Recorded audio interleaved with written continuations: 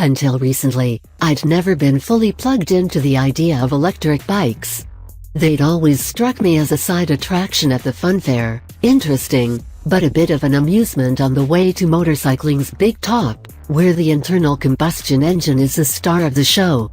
But a day of silently sitting round the Surrey countryside on a couple of Zero motorcycles' latest models has left me positively charged when it comes to the biking's zero emissions future.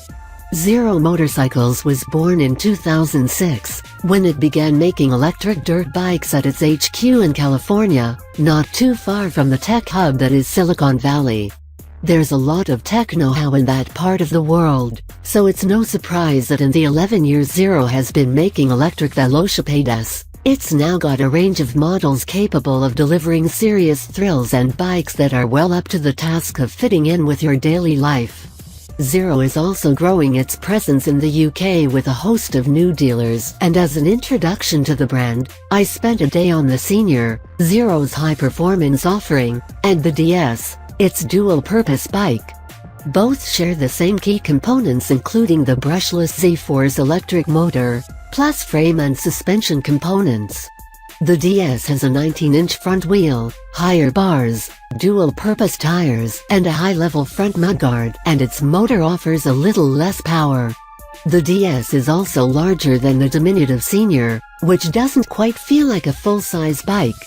With no gears or clutch lever to worry about, the Senior and DS are both simple to ride and the only noise they emit is a futuristic whine, which draws odd looks from people.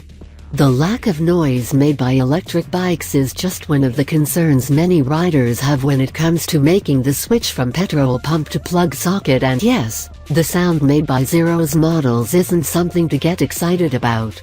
So what is? Economy. In town, with just the standard battery, the Senior and DS can offer up to 150 miles, with that reducing to somewhere in the region of 80 miles at a more enthusiastic pace. That means Zeros have a fuel consumption equivalency of just pennies per mile.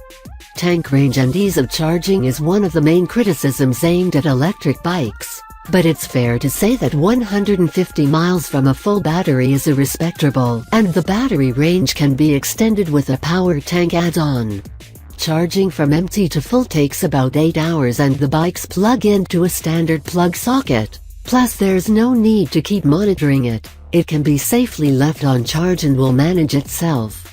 Zero says the battery life should exceed the life of the vehicle and should be good for around 300k miles.